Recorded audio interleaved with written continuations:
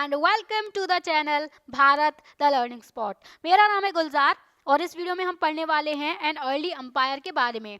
पिछली वीडियो में हमने 16 महाजनपद के बारे में पढ़ा था, जिसमें से जो मगध था वो सबसे ज़्यादा राइज करता है, राइट। तो मगध की ग्रोथ की वजह से क्या होता है, धीरे धीरे वहाँ पर एक अंपायर का इमरजेंस होता है। कौन सा अंपायर? मौर्यन अंपायर, ठीक है। मौर्यन अंपायर को एस्टेब्लिश किसने किया? चंद्रगुप्त मौर्य ने। कब किया? 321 बीसीई में, राइट। और जो चंद्रगुप्त मौर्य था, इसने अपने कंट्रोल को अफगानिस्तान, बलूचिस्तान तक नॉर्थ वेस्ट में लेकर गया, ये वाला रीजन हो गया, राइट। एंड जो उनका ग्रैंड सन था अशोका, चंद्रगुप्त मौर्य का ग्रैंड सन, जो पोता था अशोक, जो कि अर्ली इंडिया का एक मोस्ट फेमस रूलर रह चुका है, उसने कलिंग को कॉन्क्वायर किया था, जो प्रेजेंट डे कोस्टल ओडिशा है। ये वाला जो रीजन है ना, जो आज ओडिशा स्टेट जो है, वो था उस टाइम पीरियड पर कलिंग। तो इसको जीता था अशोक ने। अब यहाँ पर पर्टिकुलरली कलिंग को क्यों मेंशन किया गया है? क्योंकि कलिंग को जीतने के बाद अशोक ने अपनी तलवार रख दी थी। इसने जो है वो वॉर करना बंद कर दिया था, नॉन वायलेंस की पॉलिसी अपना ली थी। और जो बुद्धिज्म था, बुद्ध धर्म जो था, उसको अशोक ने प्रमोट करना शुरू किया। तो ये तो हमने देख लिया कि मगध की ग्रोथ के बाद मौर्यन अंपायर वहां पर खड़ा होता है, ठीक है। लेकिन हमें कैसे पता चला कि हाँ एक कोई अंपायर था, मौर्यन अंपायर था यहाँ पर? तो उसके कुछ सोर्सेस तो होंगे ना जानने के। तो क्या क्या सोर्सेस मिले हैं आर्कियोलॉजिस्ट को? कुछ आर्कियोलॉजिकल फाइंड्स मिली हैं, जैसे कि स्कल्पचर, जो मूर्तियां वगैरह थी उस टाइम पीरियड की, वो मिली हैं आर्कियोलॉजिस्ट को, ठीक है। उससे उन्हें पता चला कि यहाँ पर एक अंपायर होगा। मेगास्थनीज की एक बुक है इंडिका। मेगास्थनीज कौन है? सबसे पहले तो ये समझो, मेगास्थनीज एक ग्रीक एम्बेसडर था, जो कि चंद्रगुप्त मौर्य के कोर्ट में आया था रहने के लिए। तो इसने एक बुक भी लिखी, जो कि इंडिका नाम की बुक थी। इंडिका जो है वो अपने ओरिजिनल फॉर्म में सरवाइव नहीं करती है, यानी कि जो इंडिका रियल बुक है ना, वो नहीं मिलती है, उसके कुछ फ्रेगमेंट्स मिलते हैं, कुछ उसके पार्ट्स मिलते हैं। और उसके बारे में जो मेगास्थनीज के बाद के जो राइटर्स होंगे, उन्होंने कुछ लिखा होगा, तो वो चीजें मिलती हैं। प्रॉपर इंडिका बुक नहीं मिली है। अगला क्या है सोर्स? कौटिल्य की या चाणक्य की अर्थशास्त्र। कौटिल्य को ही चाणक्य भी बोला जाता है, ठीक है। तो इनकी कौन सी बुक है? इनकी बुक है अर्थशास्त्र। अब इस अर्थशास्त्र का मतलब वो इकोनॉमिक्स नहीं है। इस बुक में जो है वो पॉलिटिक्स बताई गई है। सबसे पहली पॉलिटिक्स की बुक है ये, कि एडमिनिस्ट्रेशन वगैरह जो है वो कैसे होगा, राजा को कैसे रहना चाहिए, ये सारी चीजें चाणक्य ने बताई हैं अपनी बुक में, अर्थशास्त्र में, ठीक है। इसके अलावा और क्या क्या सोर्सेस थे मौर्यन एम्पायर को जानने के? बुद्धिस्ट, जैन, पुराणिक और संस्कृत लिटरेचर, ठीक है। यानी कि बुद्धिज्म की कुछ ऐसी लिटरेचर होंगी, कुछ ऐसी बुक्स होंगी जो मौर्यन एम्पायर के बारे में बताती हैं।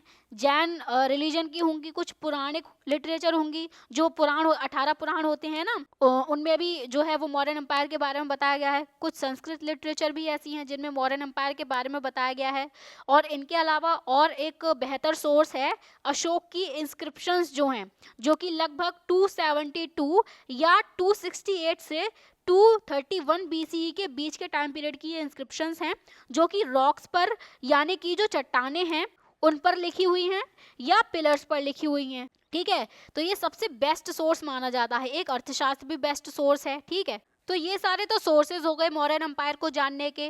अब क्या है कि अशोक के बारे में थोड़ी सी बात हो रही है यहाँ पर, कि अशोक जो था वो ऐसा पहला रूलर था जिसने अपने मैसेजेस को अपने सब्जेक्ट्स और अपने ऑफिशियल्स के लिए इंस्क्राइब करवाया। सब्जेक्ट्स यानी कि जो प्रजा होती है, ठीक है। ऑफिशियल जो उसके अधिकारी थे, जो उसके अंडर काम करते थे, उनके लिए अशोक ने मैसेजेस इंस्क्राइब करवाए, गुदवाए या लिखवाए। कहाँ पर? स्टोन सरफेसेस पर।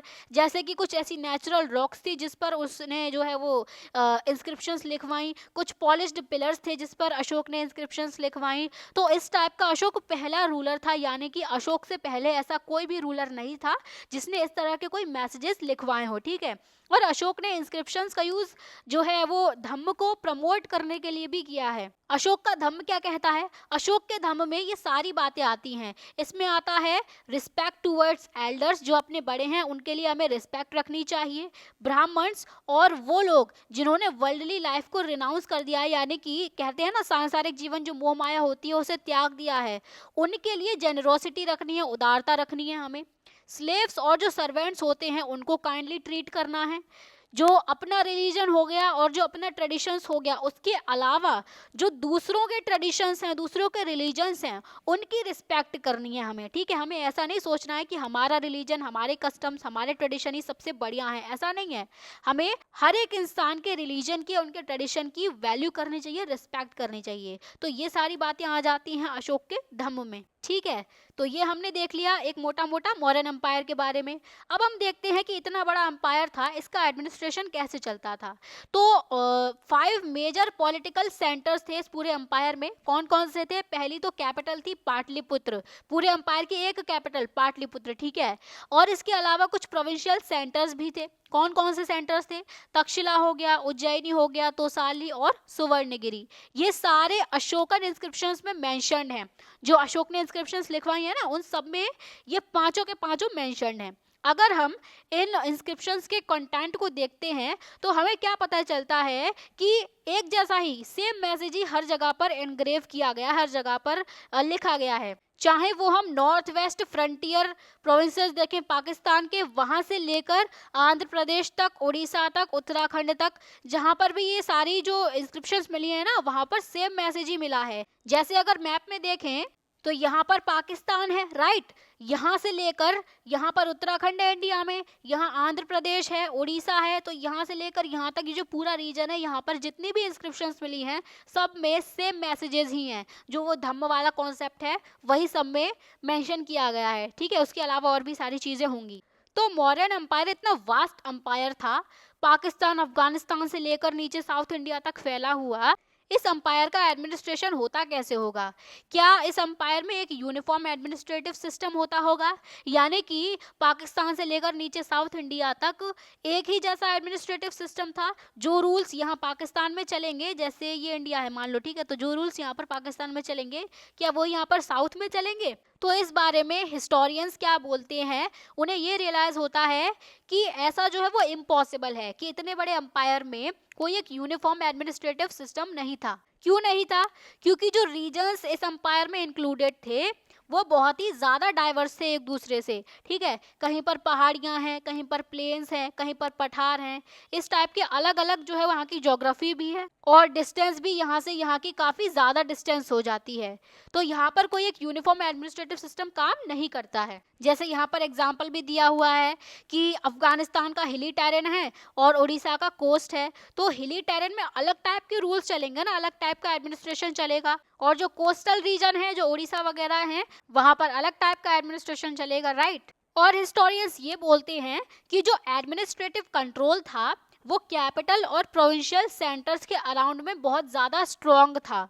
बिल्कुल होगा, क्योंकि ये कैपिटल है जहाँ पर राजा और उसके सारे अधिकारी रहते हैं, है ना। ऐसे ही प्रोविंशियल सेंटर्स भी थे, तो यहाँ पर तो एडमिनिस्ट्रेशन स्ट्रांग होगा ही। और ये जो 5 सेंटर्स हैं, एक कैपिटल और 4 प्रोविंशियल सेंटर्स, इनको केयरफुली चूज किया गया था। जो तक्षशिला और उज्जैनी हैं, ये दोनों ही important long distance trade routes पर सिचुएटेड हैं। जैसे इस मैप में देखो, इस मैप में क्या दिखाई दे रहा है, यहाँ पर है तक्षशिला और यहाँ पर है उज्जैनी, ठीक है। तो यहाँ से एक ट्रेड रूट जाता होगा ना, एक इम्पॉर्टेंट ट्रेड रूट जाता होगा, वहीं पर ये दोनों सिचुएटेड हैं। तो ये सोच समझकर जो है वो एस्टैब्लिश किए गए हैं तक्षशिला और उज्जैनी। और जो सुवर्णगिरी है, सुवर्णगिरी का लिटरली मतलब होता है गोल्डन माउंटेन। सुवर्ण मतलब गोल्ड और गिरी का मतलब होता है माउंटेन, तो गोल्डन माउंटेन इसका मतलब हो गया। तो सुवर्णगिरी पॉसिबली गोल्ड माइंस के लिए इम्पोर्टेंट थी। जो कर्नाटक में लोकेटेड हैं गोल्ड माइंस, उनके लिए इम्पोर्टेंट थी सुवर्णगिरी। सुवर्णगिरी से गोल्ड वगैरह निकाला जाता होगा, राइट। अगर हम बात करें कम्युनिकेशन की, यानी कि एक जगह से दूसरी जगह आना जाना, तो लैंड रूट से भी होता था, रिवराइन रूट से भी होता था, जो रिवर वाले रूट होते थे, ठीक है। क्योंकि इस एम्पायर के एग्जिस्टेंस के लिए ये दोनों ही रूट जरूरी थे, ठीक है। अब जो जर्नी थी सेंटर से प्रोविंसेस की तरफ, सेंटर जो हमारा पाटलिपुत्र है और प्रोविंसेस जो हमने 4 प्रोविंशियल सेंटर्स देखे, राइट। तो ये जो जर्नी हुआ करती थी ये लगभग हफ्ते तो लेती होंगी ना, वीक्स तो लेती होंगी, अगर मंथ्स ना लेती हो तो। इसका मतलब क्या होगा कि जो लोग पैसेंजर्स हैं जो एक जगह से दूसरी जगह जा रहे हैं, उनके लिए प्रोविजंस अरेंज करने पड़ेंगे, जो खाना पीना होता है। इसके साथ ही साथ उनके लिए प्रोटेक्शन भी तो अरेंज करनी पड़ेगी ना, ताकि उन्हें रास्ते में कोई लूटपाट ना ले, तो उनके लिए सिक्योरिटी भी रखनी पड़ेगी। तो ये ऑब्वियस है कि आर्मी एक इम्पॉर्टेंट मीन्स थी ये जो प्रोटेक्शन है इसको इंश्योर करने के लिए। आर्मी के बारे में मेगास्थनीज ने भी मेंशन किया है अपनी बुक में। एक कमेटी के बारे में ये बताता है जिसमें 6 सब कमिटीज थी। ये जो कमेटी थी ये मिलिट्री एक्टिविटी को कोऑर्डिनेट करती थी, यानी कि ये जो 6 सब कमेटी हैं ये अलग अलग डायरेक्शन को देखेंगी, अलग अलग एक्टिविटी को देखेंगी और उनको मिलकर ये कमेटी जो है वो कोऑर्डिनेट करेगी, एक साथ देखेगी। इन 6 सब कमिटीज में से एक तो नेवी को देखती थी, जो सेकंड सब कमिटी है वो ट्रांसपोर्ट और प्रोविजंस को मैनेज करेगी, यानी कि किस तरह से कोई इंसान एक जगह से दूसरी जगह जाएगा, क्या क्या मीन्स होंगे ट्रांसपोर्टेशन के, खाना पीना उनका अरेंज करना वो सेकंड कमिटी करेगी। थर्ड जो सब कमिटी थी वो फुट सोल्जर्स के लिए रिस्पॉन्सिबल थी, यानी कि जो पैदल सैनिक होते हैं उनको अरेंज करना थर्ड सब कमिटी का काम था। फोर्थ सब कमिटी हॉर्सेस को अरेंज करती थी, फिफ्थ चैरियट्स को, जो रथ होते हैं उनको, और सिक्स्थ जो सब कमिटी थी वो एलिफेंट्स को अरेंज करती थी। ये हॉर्सेस, चैरियट्स, एलिफेंट्स इन सब की सेनाएं होती थी, और फुट सोल्जर्स भी एक सेना हो गए। तो इन सभी को अरेंज करने का काम होता था इन सब कमिटीज का। सेकंड सब कमिटी का काम ट्रांसपोर्ट और प्रोविजंस को मैनेज करना है। तो सेकंड सब कमिटी की एक्टिविटीज जो है वो और ज़्यादा वेरी भी करती थी। ये बुलक कार्ट्स को भी अरेंज करते थे टू कैरी इक्विपमेंट, जो भी लोग अपने साथ में इक्विपमेंट लेकर जाएंगे उनको कैरी करने के लिए बुलक कार्ट्स को भी अरेंज करती थी ये सब कमिटी। इसके साथ ही साथ ये फूड भी प्रोक्योर करती थी सोल्जर्स के लिए, और एनिमल्स के लिए फॉडर अरेंज करती थी, यानी कि चारा अरेंज करती थी, और सर्वेंट्स और आर्टिसंस को रिक्रूट करती थी, जो सोल्जर्स थे उनको लुक आफ्टर करने के लिए, उनकी देखभाल करने के लिए। ये सारे काम इस सेकंड सब कमिटी के थे, ठीक है। अब हम बात कर रहे हैं अशोक की। तो अशोक ने अपने अंपायर को होल्ड करने के लिए, उसको इंटीग्रेट एक रखने के लिए, अखंड रखने के लिए उसने धम्म को प्रोपेगेट करना शुरू किया, जिसके प्रिंसिपल जो थे जैसा कि हम देख सकते हैं सिंपल थे और वर्चुअली यूनिवर्सली एप्लीकेबल थे। हर किसी पर नॉर्मली एप्लीकेबल थे, ये हर कोई इनको फॉलो कर सकता था, राइट। और अशोक के अकॉर्डिंग जो धम्म है वो पीपल की वेलबींग को इंश्योर करेगा इस वर्ल्ड में और नेक्स्ट वर्ल्ड में। जो कॉन्सेप्ट होता है ना कि मल्टीपल वर्ल्ड्स होते हैं, तो एक वर्ल्ड वो है जिसमें हम रह रहे हैं, एक वर्ल्ड और दूसरा होगा, तो इस वर्ल्ड में भी और अगले वर्ल्ड में भी, या हमारे मरने के बाद जो आगे पीढ़ी आएंगी उनकी वेलबींग भी ये इंश्योर करेगा जो धम्म है। तो धम्म को प्रोपेगेट करने के लिए, स्प्रेड करने के लिए जो स्पेशल ऑफिसर्स थे वो अपॉइंट किए जाते थे। उन स्पेशल ऑफिसर्स को बोला जाता था धम्म महामत्ता, राइट। ये धम्म महामत्ता क्या करते थे, जगह जगह जाते थे, लोगों को बताते थे धम्म के बारे में, जगह जगह लिख के भी आते थे इंस्क्रिप्शंस। तो इस तरह से धम्म जो है वो प्रमोट किया जाता था, ठीक है। तो ये तो हमने जान लिया मौर्यन एम्पायर के बारे में, कौन उसका फाउंडर था, किस तरह से ये राइज करता है, अशोक ने क्या किया, धम्म को प्रमोट किया, एम्पायर का एडमिनिस्ट्रेशन कैसे होता है। अब हम ये देखते हैं कि ये जो एम्पायर था वो कितना इम्पोर्टेंट था, राइट। तो ये बात हो रही है 19th सेंचुरी की, जब हिस्टोरियंस अर्ली इंडियन हिस्ट्री को रिकंस्ट्रक्ट कर ही रहे थे। तो वहाँ पे मौर्यन एम्पायर का इमरजेंस जो है वो उसको एक मेजर लैंडमार्क समझा जाता है कि एक बहुत बड़े एम्पायर की खोज हमने कर ली, उसके बारे में जान लिया। तो इंडिया उस टाइम पीरियड पर कॉलोनियल रूल के अंडर में था एंड ब्रिटिश एम्पायर का पार्ट था, राइट। तो 19th और अर्ली 20th सेंचुरी में इंडियन हिस्टोरियंस ने ये पॉसिबिलिटी समझी कि एक अंपायर का होना अर्ली इंडिया में एक चैलेंजिंग काम भी है और एक एक्साइटिंग काम भी है। चैलेंजिंग क्यों है, क्योंकि उसके पहले सोर्सेज ढूंढने पड़ेंगे, उसकी हिस्ट्री को रिकंस्ट्रक्ट करना पड़ेगा, लिखनी पड़ेगी उसकी हिस्ट्री हिस्टोरियंस को। एक्साइटिंग इसलिए है क्योंकि एक नए अंपायर की खोज हो रही है, राइट, नई नई चीज़ें जानने को मिलेंगी। इसके साथ ही साथ कुछ ऐसी आर्कियोलॉजिकल फाइंड्स भी हैं जो कि मौर्य से एसोसिएटेड हैं, जैसे कि कुछ स्टोन स्कल्पचर हो गए, स्टोन की मूर्तियां हो गई। ये जो स्टोन स्कल्पचर्स थे ये पर्टिकुलरली इसी अंपायर के एग्जाम्पल्स थे, इसकी स्पेक्टेकुलर आर्ट का एग्जाम्पल्स थे। तो इससे पता चलता है कि कोई particular stone statue Mauryan umpire का ही था, क्योंकि उस टाइम पीरियड पर एक अलग टाइप की आर्ट होगी और उसी आर्ट में सारे स्कल्पचर्स बनाए गए होंगे, और जो सेम स्कल्पचर्स मिले होंगे उनकी डेटिंग की गई होगी और उसी टाइम पीरियड की ये डेटिंग निकली होगी। और इन हिस्टोरियंस में से कई सारे हिस्टोरियंस ऐसे हैं जिन्होंने अशोकन इंस्क्रिप्शंस पर जो मैसेज देखे, उन्होंने ये पाया कि बहुत सारे मैसेजेस ऐसे हैं जो कि अदर रूलर्स के मैसेजेस से बहुत अलग हैं।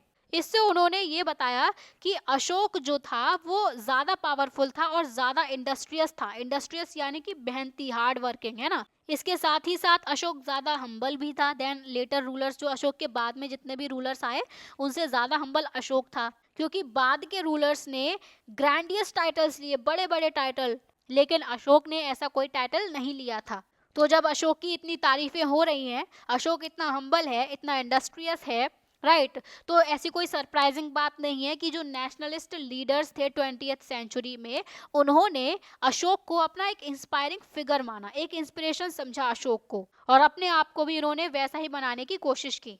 फिर भी हम ये देख रहे थे कि मौर्यन एम्पायर कितना इंपॉर्टेंट है। तो मौर्यन एम्पायर लगभग 150 इयर्स तक जो है वो बना रहा था, जो कि इंडियन सब कॉन्टिनेंट की हिस्ट्री के वास्ट स्पैन में कोई ज़्यादा बड़ा टाइम पीरियड नहीं है। ये 150 इयर्स कहीं नहीं आते हैं। हिस्ट्री तो कई मिलियन साल पुरानी है इंडियन सब कॉन्टिनेंट की, जिसमें 150 ईयर कहीं नहीं आते हैं, राइट। तो टाइम पीरियड तो काफ़ी छोटा था, लेकिन अगर हम इस मैप को देखें तो हम ये नोटिस करेंगे कि जो अंपायर है इसने पूरे सब कॉन्टिनेंट को नहीं कब्जा पाया था। ठीक है, ये अंपायर यहाँ से लगभग यहाँ तक फैला हुआ था, है ना। साउथ इंडिया जो है वो इसके कब्जे में था नहीं। यहाँ से और पीछे अफगानिस्तान भी है इधर, ये भी मौर्यन अंपायर के कब्जे में नहीं था। और इसके साथ ही साथ फ्रंटियर्स के अंदर अंदर भी, मान लो इतना अंपायर था, इसके अंदर अंदर भी जो भी रीजन्स हैं, यहाँ पर भी जो कंट्रोल था, जो एडमिनिस्ट्रेशन था, वो यूनिफॉर्म नहीं था, एक जैसा नहीं था। यहाँ पर अलग टाइप का कंट्रोल चल रहा है, यहाँ पर अलग टाइप का कंट्रोल चल रहा है, ये हो रहा था। सेकेंड सेंचुरी बीसी आते आते न्यू चीफडम्स, न्यू किंगडम्स इमर्ज होने लगते हैं सब कॉन्टिनेंट के अलग अलग पार्ट में, क्योंकि ये एम्पायर तो टूटने लगता है, बिखरने लगता है। तो कोई एक चीफडम यहाँ पर हो गया, कोई किंगडम यहाँ आ गया, कोई यहाँ पर इमर्ज होने लगा। ठीक है, तो ये तो होता ही होता है। एक चीज पहले पीक पर जाएगी, उसके बाद में धीरे धीरे वो नीचे उतरती है। हमने इंडस वैली सिविलाइजेशन भी तो पढ़ी थी ना। पहले इंडस वैली सिविलाइजेशन का डेवलपमेंट होता है, उसके बाद में वो कहाँ किधर गायब हो जाती है, कहाँ चले जाते हैं लोग, हमें कुछ पता ही नहीं चल पाता। लेकिन ऐसा इस अंपायर के साथ में नहीं है। ये अंपायर धीरे धीरे डिक्लाइन होने लगता है, टूटने लगता है, जिसकी वजह से नए नए किंगडम्स जो हैं वो इमर्ज होने लगते हैं। ठीक है, तो आई होप सो कि समझ में आया होगा। अगर कोई भी डाउट होता है तो कमेंट में ज़रूर बताएं। वीडियो अगर पसंद आई हो तो वीडियो को लाइक ज़रूर करें, शेयर करें, चैनल को सब्सक्राइब करें। तो चलिए इसी के साथ में करते हैं वीडियो को समाप्त। मिलते हैं अगली वीडियो में, तब तक के लिए bye bye, take care and keep learning.